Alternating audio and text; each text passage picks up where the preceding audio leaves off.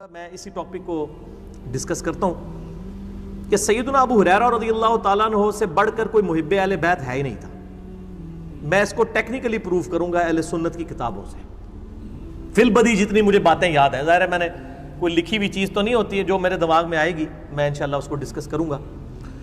پہلے تو میں سیدنا ابو ہریرہ کے والے سے ایک کلیریفیکیشن دے دوں کہ یہ بات ٹھیک ہے کہ سیدنا عمر رضی اللہ تعالیٰ عنہ نے اپنے مبارک دور میں ان پہ احادیث بیان کرنے کے اعتبار سے سختی کی ہوئی تھی، اور اس کے پیچھے یہ ریزن نہیں تھی کہ وہ حدیثیں گھڑتے تھے نعوذ باللہ، بلکہ یہ تھی کہ سیدنا عمر کا موقف یہ تھا کہ لوگوں کو قرآن کی طرف بلایا جائے، حدیثوں کو سیکنڈ پرائورٹی پہ رکھا جائے، جو میرا آج بھی موقف ہے. میں تو کہتا ہوں درس قرآن ہی ہونا چاہیے، ہمارا کبھی درس حدیث نہیں ہوا. درس قرآن ہوتا ہے، اس کے ذیل میں آپ حدیثیں بیان کریں، کیونکہ ہماری ٹیکسٹ بک تو قرآن ہے، حدیث تو ذیل میں بیان ہوگی. وَأُوحِيَ إِلَيَّ هَذَا الْقُرْآنُ لِأُنذِرَكُمْ بِهِ وَمَنْ بَلَغَ. اے نبی علیہ السلام فرما دیجئے قرآن مجھے اس لیے وحی کیا گیا، اس کے ذریعے میں تمہیں بھی تبلیغ کر دوں، جس تک یہ قرآن پہنچ جائے وہ بھی اسی کے ذریعے تبلیغ کرے. سورۃ الانعام آیت نمبر 19 ہے یہ. تو سیدنا ابو ہریرہ پہ اس حوالے سے سیدنا عمر گرفت کرتے تھے، اور اس کو نیگیٹو سائڈ کے اوپر نہیں لے کے جانا چاہیے. دوسرا، سیدنا ابو ہریرہ رضی اللہ تعالیٰ کے بارے میں صحیح مسلم میں حدیث موجود ہے کہ ابو ہریرہ کہتے ہیں کہ میرے بارے میں اور میری والدہ کے بارے میں نبی علیہ السلام نے دعا کی تھی کہ اے اللہ جتنے مومن ہیں وہ ابو ہریرہ اور اس کی ماں سے محبت رکھیں، اور مومنین کی محبت ابو ہریرہ اور ان کی ماں کے دل میں داخل کر دیں. ابو ہریرہ کی جو والدہ تھی نبی علیہ السلام کو گالیاں دیتی تھی، کافرہ تھی. حضرت ابو ہریرہ بار بار شکایت کرتے تھے. یہ صحیح مسلم میں حضرت ابو ہریرہ والے چیپٹر میں پوری حدیث موجود ہے. ایک دن کا یا رسول اللہ بس صبر کا پیمانہ لبریز ہو چکا، مجھ سے اب برداشت نہیں ہوتا، آپ دعا کر دیجیے. نبی علیہ السلام نے دعا کے لیے ہاتھ اٹھائے. حضرت ابو ہریرہ کہتے ہیں میں نے وہاں سے دڑکی لگا دی. میں نے کہا دیکھتا ہوں کہ دعا کتنی جلدی قبول ہوتی ہے. کہتے ہیں گھر پہنچا دروازہ بند، دروازہ کھٹکھٹایا تو اماں نے کہا باہر ہی رہ، میں غسل کر رہی ہوں. غسل کر کے باہر آئی، مجھے لے جاؤ نبی علیہ السلام کے پاس، کلمہ پڑھ لیا. اور وہاں نبی علیہ السلام نے دعا کیا اللہ ابو ہریرہ اور ان کی ماں کی محبت تمام مومنین کے دلوں میں ڈال، اور مومنین کی محبت ان دونوں کے دلوں میں ڈال. جیسا کہ صحیح مسلم میں حدیث ہے کتاب الایمان میں 240 نمبر کہ علی سے محبت نہیں رکھے گا مگر مومن، اور علی سے بغض نہیں رکھے گا مگر منافق. تو مولا علی کے بارے میں بھی حدیث موجود ہے، وہ ذرا زیادہ ایلیبریٹ ہے، اس میں بغض والا ذکر بھی ہے، اس میں صرف محبت کا ذکر ہے. تو اس لیے سیدنا ابو ہریرہ رضی اللہ تعالیٰ کے اوپر جتنے حملے منکرین حدیث کرتے ہیں یا رافضیوں کی طرف سے ہوتے ہیں، ان کو میں یعنی دعوت اصلاح دوں گا کہ وہ اپنے ایمان کی فکر اس حوالے سے کریں. باقی یہ بالکل جھوٹا الزام ہے کہ سیدنا ابو ہریرہ جو ہے وہ بغض اہل بیت رکھنے والے تھے. اہل بیت کی شان میں جتنی کرٹیکل حدیثیں ہیں وہ حضرت ابو ہریرہ سے ہیں رضی اللہ تعالیٰ عنہ. مثلا صحیح مسلم میں ایک حدیث ہے حضرت علی کے فضائل والے چیپٹر میں، وہ میں آپ کو حدیث کا نمبر اب بتا ہی دیتا ہوں، بائی چانس میں نے کھول ہی لیا ہے. ہاں یہ حدیث جو ہے وہ صحیح بخاری کے اندر موجود ہے 3701، اور مسلم شریف کا جو طریق ہے نا، دو طرق ہیں 6222 اور 6223، یعنی 6222 اور 6223. یہ حضرت ابو ہریرہ سے ہے. اتنی کریٹیکل حدیث مولا علی کی شان میں. حضرت ابو ہریرہ رضی اللہ تعالیٰ کہتے ہیں کہ نبی علیہ السلام نے غزوہ خیبر کے دن ارشاد فرمایا آج میں اس شخص کے ہاتھ میں جھنڈا دوں گا جو اللہ اور اس کے رسول سے محبت کرتا ہے اور اللہ اور اس کا رسول اس سے محبت کرتے ہیں. اور حضرت ابو ہریرہ کہتے ہیں، حضرت ابو ہریرہ اسپیشلی اس حدیث کے ساتھ، ابو ہریرہ کہتے ہیں کہ میں نے عمر بن خطاب سے سنا کہ وہ کہا کرتے تھے کہ مجھے اس دن سے پہلے کبھی بھی یہ تمنا نہیں ہوئی کہ نبی علیہ السلام میرے سپرد کوئی قیادت کریں سوائے غزوہ خیبر کے.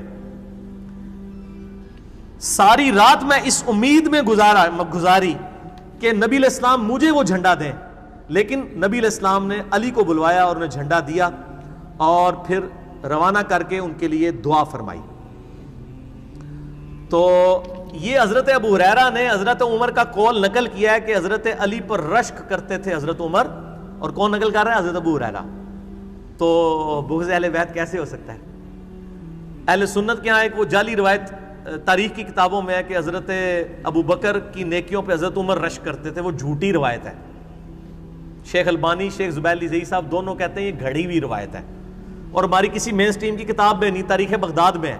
مشکات میں بھی تحکیم تیسری جلد کے اندر شیخ زبیر صاحب نے بھی کی ہوئی ہے جعلی روایت پبلک کے اندر مشہور ہے، اور کئی میں نے اہل سنت کے بڑے بڑے علماء کو، بریلوی، دیوبندی، اہل حدیث، تینوں گروہوں کے علماء کو حدیث بیان کرتے ہوئے سنا ہے، لیکن یہ حدیث میں نے آج تک کسی کو بیان کرتے ہوئے نہیں سنی.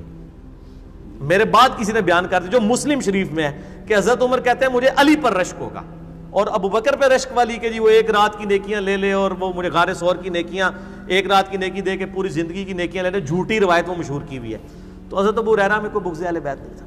اچھا، اسی طریقے سے وہ مسند احمد میں ایک حدیث ہے کہ نبی علیہ السلام نماز پڑھ رہے تھے تو سیدنا حسن و حسین جو ہے نبی علیہ السلام کے کندھے پہ سوار ہو گئے اور آپ علیہ السلام نے سجدہ لمبا کر دیا. یہ حدیث جو ہے یہ حضرت ابو ہریرہ راوی ہیں اس حدیث کی. اور سب سے کریٹیکل حدیث سیدنا حسن و حسین کے بارے میں جو کسی اور صحابی سے نہیں ہے، وہ ہے ہی حضرت ابو ہریرہ سے ہے. اب یہ بائی چانس یہ کھلا ہوا ہے تو میں اس میں، ہاں یہ دیکھیں کرامت ہے، مل گئی ہے. سیدنا ابو ہریرہ المستدرک الحاکم میں 4777 نمبر حدیث ہے. شیخ البانی نے بھی صحیح کہا، شیخ زبیر زئی نے بھی صحیح کہا، امام حاکم، امام زابی نے بھی صحیح کہا کہ حضرت ابو ہریرہ کہتے ہیں کہ نبی علیہ السلام ہمارے پاس اس حال میں تشریف لائے کہ ایک کندھے پر حسن اور دوسرے پہ حسین کو سوار کیا اور باری باری دونوں کو چوم رہے تھے. اور آپ ہمارے پاس جب تشریف لائے تو ہم نے پوچھا اللہ کے رسول آپ ان دونوں سے محبت کرتے ہیں؟ آپ نے فرمایا ہاں، اور جو ان سے محبت رکھے تو گویا اس نے مجھ سے محبت کی، اور جس نے حسن و حسین سے بغض رکھا اس نے مجھ سے بغض رکھا. اس حدیث کے راوی صرف حضرت ابو ہریرہ ہیں کہ جس نے حسن و حسین سے محبت کی اس نے مجھ سے محبت کی، اور جس نے حسن و حسین سے بغض رکھا اس نے مجھ سے بغض رکھا. اس کریٹیکل حدیث کے راوی صرف حضرت ابو ہریرہ ہیں. تو ابو ہریرہ میں کہاں سے بغض اہل بیت ہوگا؟ یہ تو میں نے آپ کو ایک اینگل بتایا ہے. دوسرا اینگل یہ ہے کہ آل امیہ کے خلاف اعلان حق جن اصحاب نے بلند کیا ان میں حضرت ابو ہریرہ شامل تھے. جب تکبیرات کی انہوں نے سنت چھوڑی، حضرت ابو ہریرہ نے ان کی مخالفت کی. بخاری مسلم آپ کھول کے دیکھ لیں، سب سے زیادہ مخالفت کرنے والے تھے. اسی طریقے سے حضرت ابو ہریرہ رضی اللہ تعالیٰ عنہ، صحیح بخاری میں وہ حدیث ہے کہ میری امت کی تباہی جو ہے وہ قریش کے لونڈوں کے ہاتھ میں ہوگی، اور بنو امیہ کی طرف انہوں نے کنایا کیا. اور صحیح مسلم میں موجود ہے کہ حضرت ابو ہریرہ کہتے ہیں کہ نبی علیہ السلام نے فرمایا تھا کہ میری امت کا یہ قبیلہ میری امت کو تباہ و برباد کر دے گا. تو ہم نے پوچھا یا رسول اللہ علیہ وسلم ہم اس وقت کیا کریں؟ تو نبی علیہ السلام نے فرمایا کہ کاش میری امت ان سے الگ ہو جائے اس وقت. اس حدیث کے راوی بھی حضرت ابو ہریرہ ہے. پھر المستدرک الحاکم میں اور مسند ابی یعلا میں جو روایت ہے کہ نبی علیہ السلام نے بنو امیہ کے بندروں کو اپنے ممبر پہ ناچتے کودتے ہوئے دیکھا. حضرت ابو ہریرہ کہتے ہیں نبی علیہ السلام نے یہ خواب دیکھی اور اس کے بعد آپ چند دن زندہ رہے، آپ کو ہم نے مسکراتے ہوئے نہیں دیکھا. آپ اتنے غمگین تھے کہ میرے ممبر پہ بنو امیہ کے بندر آ کے بیٹھ جائیں گے، یعنی ان کے حکمران، میری وفات کے بعد. اس حدیث کے راوی بھی حضرت ابو ہریرہ ہیں. یار جو بنو امیہ کے لوگوں کو بندروں والی روایت جو ہے وہ حضرت ابو ہریرہ سے روایت ہے.